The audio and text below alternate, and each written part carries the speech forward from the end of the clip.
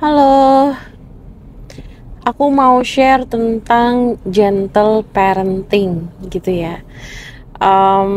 Karena awal mulanya aku merasa ada kegelisahan buatku sendiri gitu. Aku merasa tuh kayak salah kaprah gitu ya. Apa diskusi-diskusi tentang gentle parenting yang aku perhatikan gitu di sosial media atau bahkan diriku sendiri juga mengalami salah kaprah ini gitu, tentang apa sih sebenarnya yang dimaksud gentle parenting. Salah kaprahnya apa?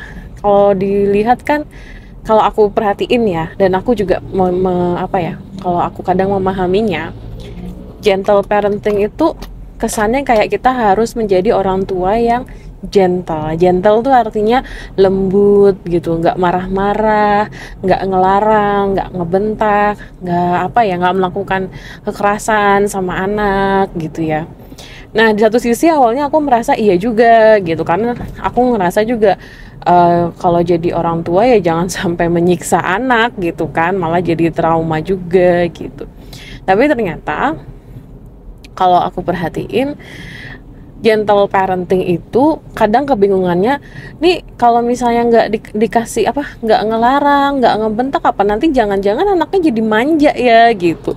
Jatuhnya nanti bukannya gentle parenting tapi malah spoiling gitu loh, ngemanjain gitu, karena nggak dikasih nggak dibolehin macem-macem, nggak dikasih larangan, nggak dikasih tahu batasan gitu. Apa aja dikasih mau, apa aja yang dia mau kita kasih gitu. Nah, itu kan juga menjadi salah satu ini ya, menurutku ya, menjadi dilema orang tua juga gitu.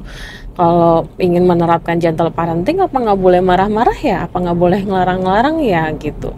Dan aku termasuk orang tua yang ya kalau boleh dibilang juga ada masanya, ada momen-momen yang aku nggak sabar gitu.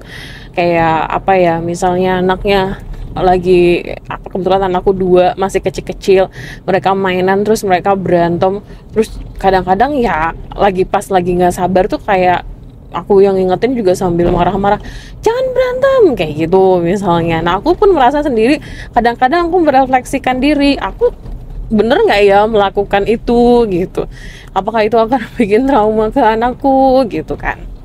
Nah, akhirnya aku coba cari-cari referensi tentang gentle parenting ini. Sebenarnya apa sih yang dimaksud dengan gentle parenting?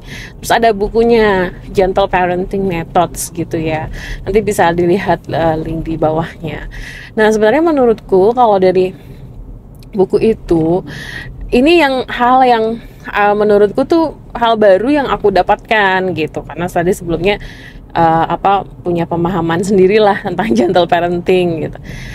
Jadi gentle parenting itu tentang bagaimana orang tua gitu mendorong anaknya menjadi independen gitu, tapi dengan dengan level emosional. Jadi menjadi independen, menjadi mandiri itu bukan karena dia ngerasa harus gitu, tapi memang ada semacam kesadaran emosi yang bikin si anak ini lama-lama jadi kayak, iya ya, aku memang harus aku punya tugas, aku harus melakukan ini, melakukan itu. Ada semacam kesadaran. Jadi dia tuh melakukan, anak-anak itu bayangannya melakukan apapun gitu, entah dia bermain atau belajar ataupun yang lain, itu karena dia sadar gitu, oh emang ini yang aku harus lakukan. Ataupun ini tadi untuk diri sendiri ya, contoh misalnya bisa jadi untuk anak ketika mereka lagi bermain gitu sama temennya, terus apakah dia harus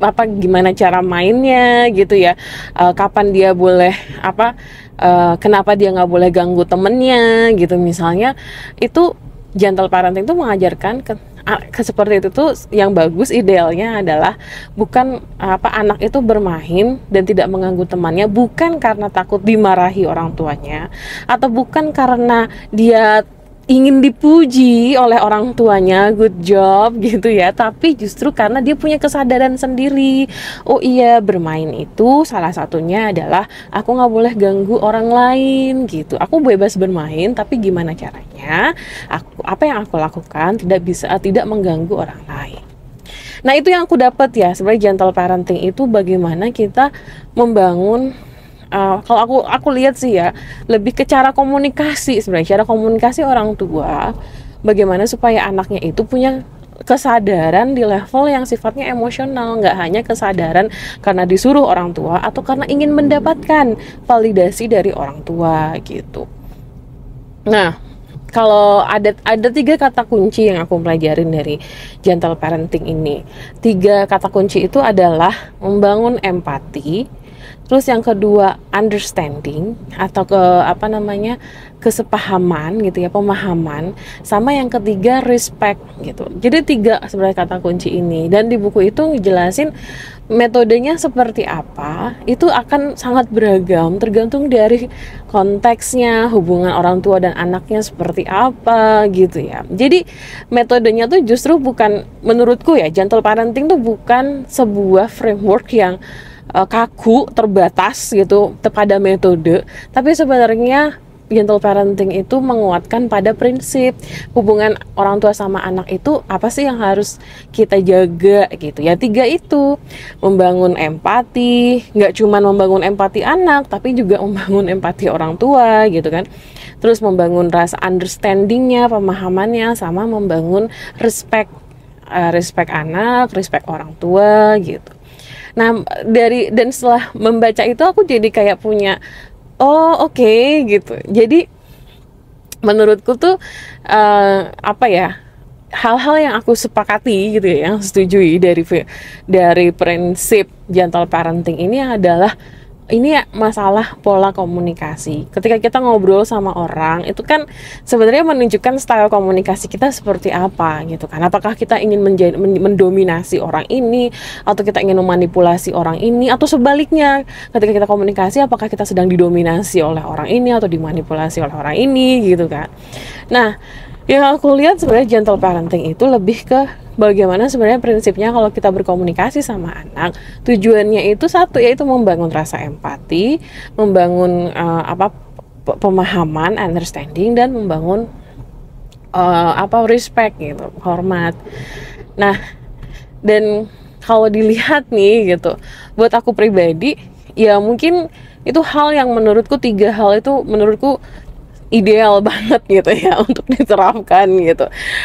Kalau mau dipraktekkan tuh kayak, buat aku ya setidaknya itu a long journey to go gitu. Karena jujur aku merasa ya, kita kadang sebagai orang tua, yang aku lihat tuh kegelisahannya, identitas kita sebagai orang tua tuh sering tereduksi gitu, hanya dilihat sebagai orang tua gitu. Orang tua tuh ya ibu kah atau bapak kah gitu doang, yang perannya hanya satu, ngurusi anak gitu. Padahal kan sebenarnya menurutku orang tua itu punya berbagai karakter, berbagai kepribadian masing-masing, dan berbagai identitas lainnya. Ada orang tua yang juga pekerja, ada orang tua yang juga di rumah gitu ya. Ada orang tua, selain orang tua dia juga sebagai seorang saudara misalnya, dia sebagai seorang anak dari orang tuanya juga gitu kan. Ada berbagai identitas yang sebenarnya dimiliki oleh orang tua ini, tapi kan sering kali tuh tereduksi. Dan kadang istilahnya gini, kalau aku merhatiin ya, kalau ada, paling gampang deh stereotipnya, kalau ada anak yang lagi nangis di mall gitu ya, atau anak yang lagi rewel di jalan, itu entah kenapa stereotipnya tuh pasti selalu ngeliatin orang tuanya. Wah, ini salah orang tuanya nih gitu, wah ini orang tuanya ngedidiknya nggak bener gitu. Aku merasa, kenapa ya kita kok kayaknya gampang gitu punya stereotip terhadap orang tua gitu. Dan di satu sisi, nah ini udah mulai sorry ya kalau mulai ngelatur, tapi poinku adalah aku ingin ngembaliin lagi, gentle parenting itu, aku pikir ini bukan masalah bagaimana orang tua tuh harus selalu lemah lembut, harus selalu